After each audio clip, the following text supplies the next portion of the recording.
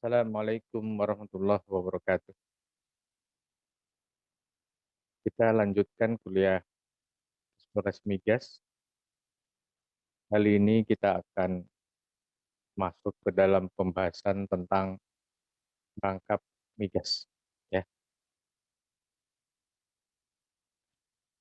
untuk kuliah ini sumber utamanya kita ambil dari PPG Memoir 60 ya, dan pada chapter 13 ada kajian tentang perangkap hidrokarbon, dan untuk lebih detailnya silahkan merujuk pada referensi ini untuk pendalaman materinya. Baik, memulai dari kuliah ini dijelaskan tentang apa itu perangkap, dan di dalam suatu eksplorasi maka perangkap ini adalah tahap pertama ya, yang penting di dalam evaluasi prospek ya. Kalau kita sudah masuk ke tahap ini artinya eh, akan dinilai bagaimana sebenarnya perangkap itu di dalamnya, apakah akumulasi hidrokarbon, apa saja jenis hidrokarbonnya, dan seterusnya. Karenanya perangkap sebagai satu elemen dalam petroleum system ini penting sekali untuk dipahami ya. Nah, eh, sangat banyak dan sangat beragam jenis-jenis perangkap itu dengan berbagai variasinya. Namun kalau kita bagi dua ya, kita akan dapatkan perangkap yang dikontrol oleh struktur dan perangkap yang dikontrol oleh stratigrafi. Kemudian, nah yang ketiga adalah kombinasi antara perangkap struktur dan perangkap stratigrafi. Lebih jauh tentang perangkap minyak dan gas bumi, ya, harus ada geometri dari batuannya.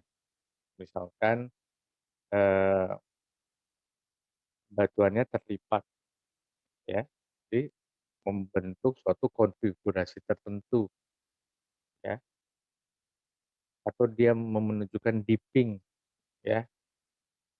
Mungkin nanti ada kombinasi-kombinasi dengan perbedaan fasies, ya, dari satu jenis batuan yang porus dan satu batuan yang eh,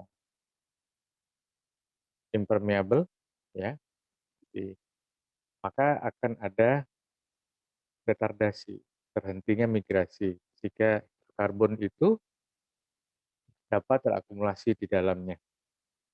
Yang penting di dalam satu perangkap selain geometri adalah diharapkan di dalam batuan tersebut ada akumulasi hidrokarbon, ya. Di mana akumulasinya? Ya di bawah permukaan, ya. Kalau dia sudah keluar ke permukaan bumi, tidak disebut perangkap lagi, ya, tapi sudah kita sebut sebagai apa? Rembesan minyak. Kadangkala membentuk kolam-kolam, ya, dari oil seepage, ya, rembesan minyak itu. Nah, komponen penting di dalam perangkap tentu adalah batuan reservoir. Selain nanti kemudian kita akan bahas adanya batuan penyekat. Tiganya berkombinasi. Pada kuliah sebelumnya kita sudah membahas tentang batuan reservoir. Kali ini kita bahas tentang perangkap, dan kemudian kita akan bahas tentang batuan penyekat itu apa. Ya, jadi eh, geometri akumulasi dia harus di bawah permukaan bumi. Geometri itu pada batuan dia harus punya sifat-sifat kapasitas penyimpanan, ya. sehingga fluida bisa terakumulasi di dalamnya. Kita sudah bahas jauh di kuliah sebelumnya dan, eee, adanya penyekat ya, yang menghentikan, migrasi dari hidrokarbon ya. Nah, jadi kalau untuk perangkap kita lihat konfigurasinya dulu ya, konfigurasinya. Jadi lebih ke geometri dan konfigurasinya ya, bentuk-bentuk konfigurasi geometri itu. Nanti penyekat, kita singgung tapi tidak mendalam ya.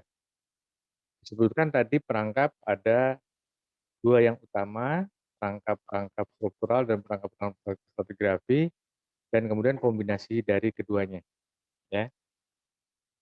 Nah, kita masuk kepada pembahasan perangkap struktural. Kalau perangkap struktural artinya konfigurasi dan geometrinya itu dikontrol oleh deformasi tektonik, ya. Nah, ini contoh, eee, tadi disebutkan ada 2 eee, jenis perangkap yang utama, struktural dan stratigrafi, konteksnya di sini. Jadi yang mengontrol terperangkapnya ya hidrokarbon, sehingga ia bisa terakumulasi di dalam perangkap itu adalah, eee, jenis-jenis struktur. Misalkan ini adalah apa, sesar ya, ada sesar. Nah sesar ini ada offsetnya ya, kita lihat batuan yang ini adalah batuan apa, batuan yang permeabel ya, kemudian berdampingan dengan batuan impermeabel. Nah diharapkan ini adalah batuan impermeabel ini adalah penyekatnya. Di samping kemudian nanti di dalam sesar itu diharapkan yang terbentuk adalah gouge ya, tepung sesarnya, dan dia sifatnya biasanya impermeable dan bukan, breksi ya, ya breksi sesar. Kalau breksi sesar nanti ada fracture di dalamnya bisa menjadi conduit atau jalan lewat untuk migrasi hidrokarbon, naik ke deep ya, mengikuti bidang sesarnya, ya bergerak naik ke permukaan. Nah, harapannya demikian ya. Ini contoh contoh bahwa, migrasi ya tertahan di sini, sehingga terakumulasi. Jadi prinsip perangkap itu adalah terhentinya migrasi hidrokarbon ya, sehingga dia terakumulasi karena bentuk geometrinya ya, ya dia terakumulasi di dalam batuan reservoir karena bentuk geometrinya. Ya, selain dikontrol juga oleh batuan penyekat. Nah, ya, jadi batuan penyekatnya kita singgung, ya. Ini juga ya, ini akumulasi ya, akumulasi hidrokarbon ya, ini akumulasi hidrokarbon ya.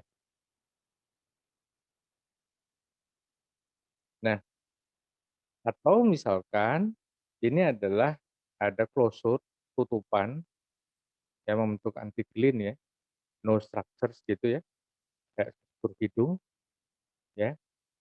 Dan kita lihat apa di sini? Ini ada geometri yang membentuk tekukan seperti ini dan, eee, dalam prinsip migrasi kan dia updip ya, dia updip. Nah, dia mentok ke sini ke atas terakumulasi.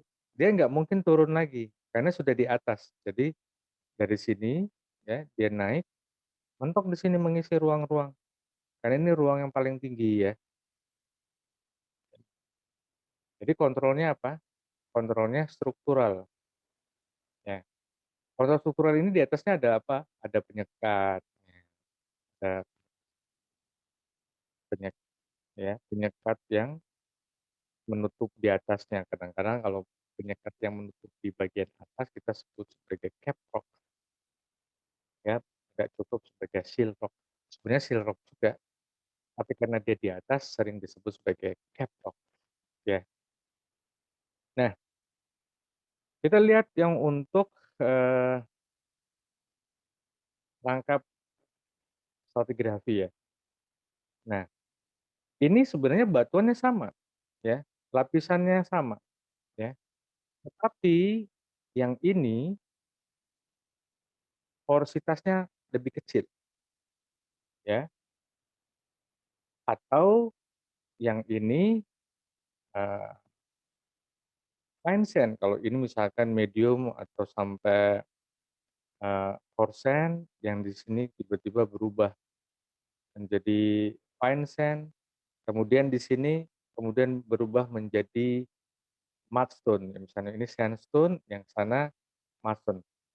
Ya, kalau milestone maka dia, secara lateral berubah. Jadi ini kasar ke halus, ya. Nah, yang dia terakumulasi, ya, bisa saja. Jadi, ini bisa jadi, saya ulangi, bisa saja ini adalah permeabel-nya, baik dia bisa coarse sand, medium sand, fine sand, asal dia punya kemampuan untuk, melewatkan fluida, berarti permeabilitasnya ada, porositasnya efektif. Dia akan bisa masuk mengisi ruang-ruang di sini, tapi tidak bisa terus. Kenapa? Karena secara lateral ya ada beda fasies. Nah, ini ada beda fasies ya. Kondisinya di sini adalah beda fasies. Oke, ya. Ini bentuk-bentuk lagi yang lain memahami tadi kalau kita memahami perbedaan antara, eee, perangkap struktural dan perangkap stratigrafi. Perangkap struktural tadi apa? Harus dikontrol oleh jenis struktur akibat deformasi tektonik. Kalau perangkap stratigrafi, jadinya apa, perbedaan fasies ya, batuan ya. Jadi fasies batuannya berbeda ya. Contoh tadi itu apa, batu pasir dengan mudstone misalkan atau, claystone ya.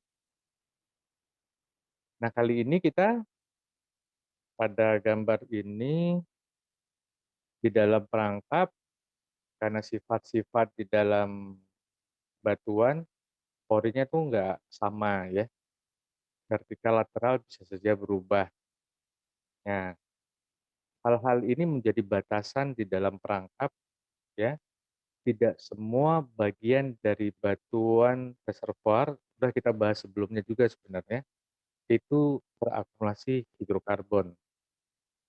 Nah jadi akan ada yang disebut sebagai waste atau disebut sebagai non productive zone, ya zona nggak produktif di sini ya, di dalam perangkap. Artinya apa? Nggak ada pengisian hidrokarbon di dalamnya, ya. Jadi pada gambar A ini ada waste zone atau non productive zone di dalam batuan reservoir, ya, ya,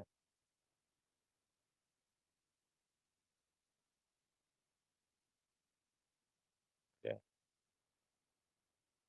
Nah,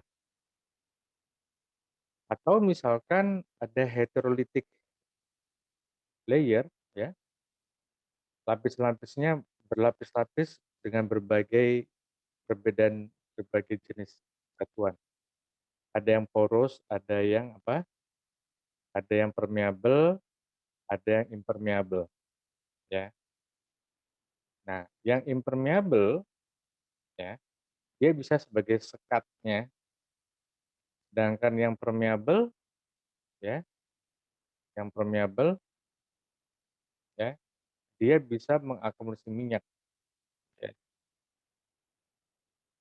Misalkan ini ada unconformity, ya, atau di lapisan atasnya kemudian ada penyekat, ya, anhidrit di sini, ya, sebagai penyekat. Maka kalau kita dapatkan konfigurasi seperti ini, ada unconformity, ada di atasnya ada impregnation dari anhidrit ya, maka migrasi tadi dia akan dapat tertahan ya, dia akan dapat terpahan dan akan mengisi ruang-ruang ini ya, ruang-ruang pada batuan yang permeabel ya, pada batuan permeabel ya, demikian. Nah ini juga ya, nah walaupun batuan itu permeabel, tapi kalau tidak diisi oleh hidrokarbon, maka yang nggak ada di dalam batuan reservoir kalau tidak diisi karena akumulasinya terbatas ya, maka nggak ada hidrokarbonnya. Jadi ini batuan reservoir ya, batuan reservoir yang terisi apa yang ini ya, bagian atas terisi akumulasi. Yang di sini ya bisa saja sebagai zona transisinya ya, bisa jadi nggak ada, oh hanya sedikit ya,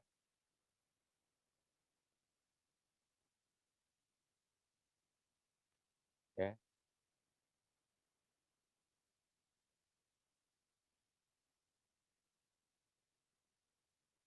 Atau kemudian kita lihat di sini yang D, nah ini kan masih rangkap ya, ini contoh kontrol rangkap struktural, ya ini contoh ya. Ini ada unconformity tapi bukan unconformity-nya sebenarnya di sini. Tapi layer-nya ini ya ternyata, eee, berubah karena apa?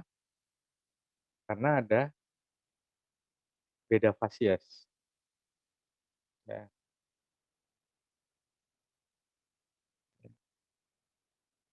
Ini batu pasirnya. Bisa jadi di antara permeabel dan impermeabel ini ada zona transisinya. Zona transisinya ini bisa karena dia genetik atau karena dia posisional ya, ukuran butirnya lebih halus dari yang permeabel layer, tapi menjadi transisi, begitu. Nah, kalau lebih halus di sini dia ada pori, tapi di sini mainnya adalah, capillary antipressure yang menahan migrasi, jadi retardasi terjadi. Yang terjadi adalah akumulasi karbon, ya. Tapi tidak semua, ya misalkan ini sekat sekat, ya, itu karbonnya, ya. Tapi yang di sini ternyata, eee, tidak ada impermeable layer yang menahannya, maka hidrokarbon bisa apa, bisa lari, bocor, ya ada leak di sini, bocor,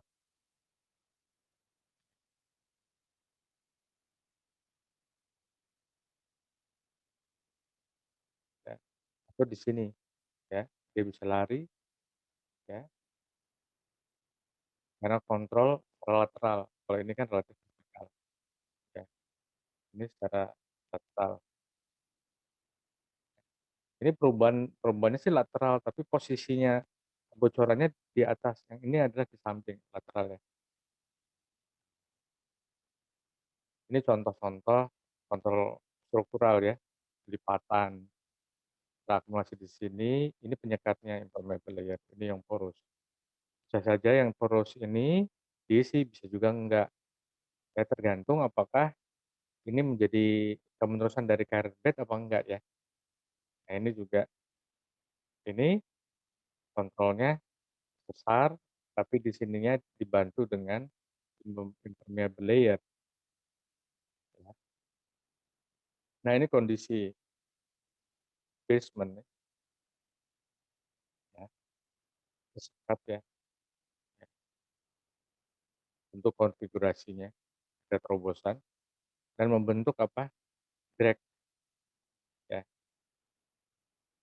flexure di sini, ada flexure dan ini bisa menjadi geometri tertentu. Nah ini menjadi penyekat. Nah, atau kombinasi lipatan dan sesar. Nah, ini melipat, kontrolnya adalah sesar, ya. Ini kombinasi ya, ada, eee, 2 set batuan berarti unconformity, di sini, eee, sekat, ini juga tersekat unconformity, tapi atasnya syaratnya adalah impermeable layer, kalau dia permeable, lari dia, ya. Nah, berkenaan dengan sesar ya, nah sesar seringkali membuat band, tekukan-tekukan ya. Nah, kita bisa lihat di sini.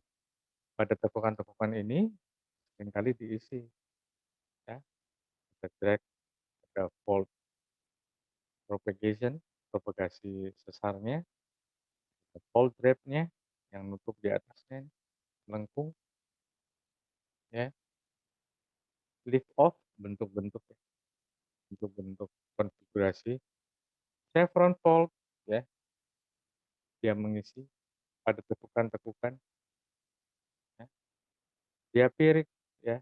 Kalau ada terobosan diapirik, ada flexure dari batuan sedimen ya, maka yang terjadi adalah ada geometri lakukan. Nah, ini bisa mengakumulasi hidrokarbon.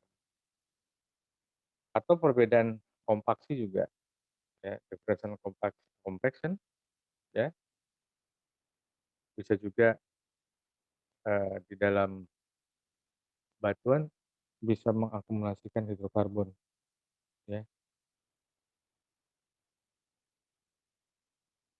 ya. Kombinasi antara sesar dan lipatan. Nah, ini kompleks ya, bentuk-bentuk bentuk-bentuk kompleks. Makanya di dalam memahami, eee, perangkap, kesulitannya adalah bagaimana seorang geologis memahami yang di bawah permukaan bahwa bentuknya beragam ya. Perangkap itu bentuknya beragam. Satu perangkap dengan perangkap lain bentuknya berbeda. Nah, memahami bagaimana bentuk-bentuk perangkap itu adalah tugasnya geologis ya. Tentu tools-toolsnya subsurface-nya dibantu oleh geofisis ya, ya, untuk memahami geologi bawah permukaannya. Jadi memetakan subsurface-nya geologis dan geofisis itu bekerja sama ya, seringkali disebut, JJNG ya, untuk targetnya adalah memastikan ada perangkap dan di dalamnya ada hidrokarbon ya. Seperti ini ya, ini masih perangkap-perangkap struktural, perangkap-perangkap struktural. Nah, ini kan gambaran penampang, harus kita bisa petakan. Tadi dikatakan kita harus kita petakan, maka kita akan dapatkan penampakan petanya seperti ini ya. Penampakan petanya seperti ini penampang A aksen, yang di sini kenampakan A aksen juga ya. Nah, kita akan lihat nih konfigurasinya. Ya, ini adalah kenampakan map ya, ini kenampakan penampang dan bisa juga kita buat kenampakan 3 dimensinya ya. Nah, itu pemodelannya. Pemodelan, eee, tangkap minyak bumi. Di situ, reservoirnya dimodelin. Nah, bentuk konfigurasinya supaya nanti apa, akan kita hitung volumetrik berapa sih, eee, migas, minyak dan gas yang ada di dalam, eee, batu reservoir yang tertangkap ya. Nah, ini kaitannya dengan reverse fault ya,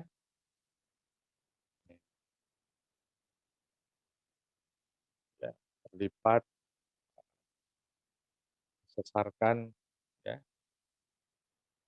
atau berkaitan dengan slack slip fault ya, ya, seringkali kita dapatkan struktur-struktur, eee, bunga, flower structures, positif atau negatif. Itu dapat menentukan apa, bentuk-bentuk, eee, konfigurasi sedemikian rupa sehingga muncul geometri yang memungkinkan apa, hidrokarbon bisa akumulasi di dalamnya, ya. Jadi ini penampakan map. Nah, karenanya memang, eee, kerja-kerja eksplorasi migas, kita harus cukup pemahaman tektonik, pemahaman struktur, pemahaman stratigrafi, ya, karena kita mau memahami bentuk-bentuknya di bawah permukaan, ya. Nah, sekarang kita masuk ke perangkap stratigrafi. Nah, perangkap stratigrafi itu seperti apa? Nah, ini yang paling penting itu adalah beda fasies, ya. Ini juga beda fasies ya, pinch out, membagi ini juga beda fasies sebenarnya.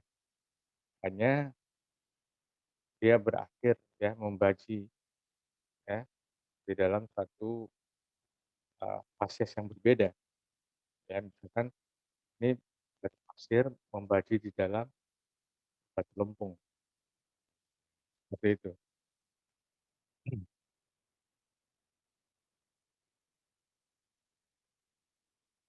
Atau bisa juga ya, karena relief ya, relief ya, di sini, apa namanya, relief deposition barrier ya. Jadi relief, pengendapan ya, karena sand dune ini bentuk.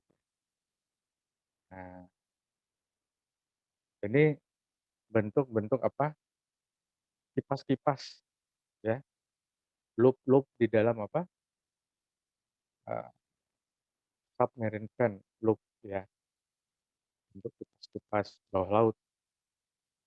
Ya. Ini bentuk-bentuk ya, kan reef kontrolnya kan ada slope ya, ada remnya. Nah, bentuknya seperti ini. Nah, dia akan mengisi ruang-ruang ya, ada terumbu-terumbu di reef, mungkin saja kita dapatkan perkembangan dari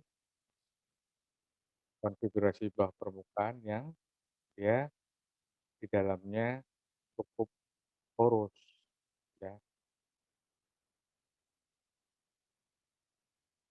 ya. Kemudian yang ini ya, di bawah unconformity. Nah, unconformity-nya ini, nah stratigrafi kan pola penumpukan, nah seperti ini. Jadi sub unconformity ya, ya dia terpotong, terpancung ya. Jadi yang di bagian bawah ini sudah diangkat oleh, eee, tektonik regional ya, lalu tererosi, lalu kemudian disusul oleh pengendapan berikutnya. Nah, ternyata pengendapan berikutnya ini adalah transgresi, yang menutupi adalah, material yang halus ya, impermeable ya.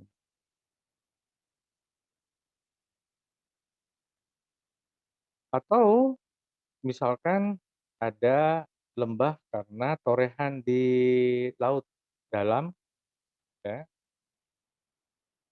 ya, incisfole fill ya, fill-nya endapan, eee, suspensi mud mengisi, channel ya, canyon atau lembah-lembah. Jadi, nah seperti ini juga kalau ini di atas unconformity pengisiannya ya. Ini di dalam lembahnya itu adalah sandstone, tapi kemudian yang nutupinnya adalah yang halus. Ini case-case ya, case-case atau studi-studi kasus bentuk konfigurasi yang di bawah permukaan seperti ini. Oh, di atas unconformity itu ada, eee, misalkan onlap ya, onlap ya, dari batu pasir ya, yang bawahnya ini batu lempung misalkan atau mudstone ya, di atasnya ternyata yang nutupinnya apa? Batu lempung. Maka ini menjadi konfigurasi yang spesial ya, yang bisa membentuk geometri yang dapat mengakumulasikan karbon, ya. Atau bentuk-bentuk, relief erosi yang kemudian, terkubur ya, yang menutupinya, overlying sedimennya itu adalah impermeable layer. Nah, ya, maka bisa menghadirkan atau potensi ada akumulasi hidrokarbon. Nah, seperti ini juga misalkan onlap ya, onlap. Ya kita pernah belajar tentang onlap, downlap ya, di mana itu? Di kuliah stratigrafi ya, atau juga di kuliah geologi bawah permukaan, kita belajar seismik ya. Atau kemudian kita dapatkan beda fasies itu ya, disebabkan karena ada sementasi misalkan. Sementasi menyebabkan sebagian layer, eee, batuan karbonat itu menjadi tight ya. Kalau sementasi berarti semakin tight ya, semakin ketat, porinya hilang ya. Maka yang di sini porous, yang sini impermeable ya. Ini porous tadi berarti permeable ya, porous dan permeable, yang sini menjadi tight cemented carbonates atau kondisinya adalah impermeable. Atau kalau misalkan ada batuan yang tight, tapi bagiannya adalah dia mengalami dolomitisasi. Kalau dolomitisasi, eee, sebagian kalsit berubah menjadi dolomit, maka akan menimbulkan ruang-ruang. Nah, ruang-ruang pori itu akan kalau terhubung, eee, dia bisa menjadi porus dan permeable dari dolomit sini. Nah, kemudian ada perangkap kombinasi ya, tadi struktur sama grafi. Nah, contoh ini penampakan peta di A dan di B. Nah, ini penampakan, penampangnya. Nah, kita lihat akumulasinya ya, akumulasinya ini struktural ya.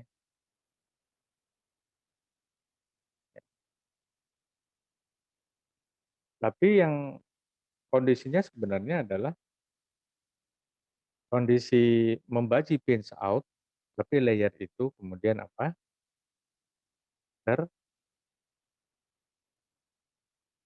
tersesarkan ya. Jadi tersesarkan di sini ya. Otomatis apa, di sekeliling ujungnya yang membaji ini kan dia lempung. Nah, ini lempung lagi. Kalau tidak ada sesar sih sebenarnya tetap juga akan terakumulasi ya kan, karena kan membaji tuh.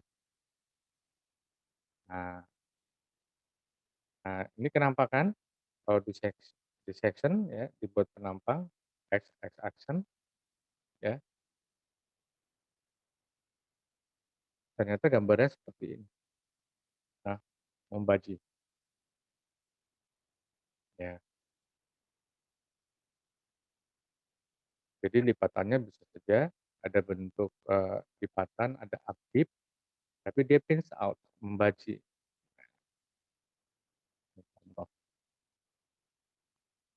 Berikutnya kita bicara tentang perangkap. Nah, di dalam perangkap itu kita bisa dapatkan perangkap-perangkap yang berinteraksi antara hidrokarbon dengan air, ya.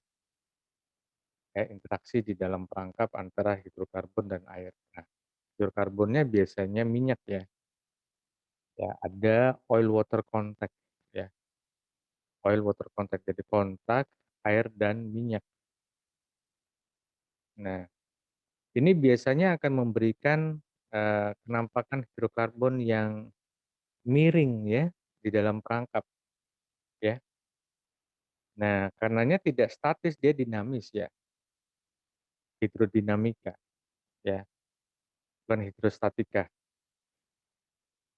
Kalau yang ini hidrostatika, ya, yang A ini hidrostatik, ya. Jadi dia tetap kondisinya. Tapi kalau ada air yang mengalir, ya, maka biasanya minyak yang tergeser, ya, minyak bisa tergeser, ya. Kalau alirannya semakin kencang, ya, gesernya minyak, ya, itu bisa mengikuti arah pergerakan airnya, kenceng banget, ya. Nah, ini sudah hidrodinamik, ya, perangkap hidrodinamik, ya, ya. Kemudian, ya, eee, tidak ada, apa, eee, hidrostatika dari air, ya, seperti yang ini, ya, hidrostatik, ya, kondisinya bukan hidrostatik tapi hidrodinamik di dalam perangkap. Kalau ada aliran air, maka pada flexure yang sudah miring, maka bisa saja, eee, sudah miring seperti ini, bisa terakumulasi, ya. Ya, jadi ini kan seperti rem, ya, bentuk tekukan, ya, bentuk tekukan. Ya, normalnya, ya, kemungkinan nggak terakumulasi minyak, tapi dia bisa mengakumulasi minyak karena apa?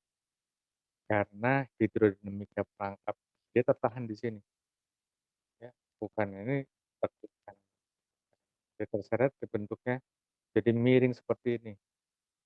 Jadi kontaknya itu bukan horizontal, tapi miring, ya. Tapi itu kalau, down dip, ya. Nah, ini up dip. Nah, aliran airnya up dip, bisa seperti itu, terbawah. Nah, tapi ini up dip, tapi ada flexure di sini. Nah, dia tertahan, ya. Ini naik, nah ini di sini, ya, ya. Bisa saja yang ini akan keluar, ya, bisa saja akan keluar, ya. Migrasi lagi di atas, jadi ini tertahan, nanti di tempat lain ada yang tertahan juga. Itu yang ini kan tadi yang seperti yang di gambar D tadi, ini down dip juga, nah miring kontaknya, ya, seperti itu, ya. Nah, jadi sebagai penutup di dalam kuliah, tentang perangkap migas, maka penting sekali kita memahami berbagai jenis perangkap. Karena itu butuh pemahaman-pemahaman struktur, geologi, ya, informasi tektonik yang bertanggung jawab terhadap terbentuknya, jenis-jenis, struktural, ya, membentuk konfigurasi seperti apa. Nah, itu penting, ya. Jadi kita punya pemahaman, eee, tentang tektonik dan, eee, geologi struktur, ya. Selain kemudian kita juga punya pemahaman tentang stratigrafi, ya, eee, stacking pattern, pola penumpukan, beda fasies, dan seterusnya. Sehingga dengan demikian, maka kalau kita punya pemahaman itu, maka kita bisa mengidentifikasi, kita bisa menentukan, kita bisa menggambarkan, modelkan perangkap-perangkap yang ada di bawah permukaan itu, karena dia merupakan bagian penting di dalam elemen, petroleum system. Demikian kuliah kita, semoga memberi manfaat. Saya akhiri, assalamualaikum warahmatullahi wabarakatuh.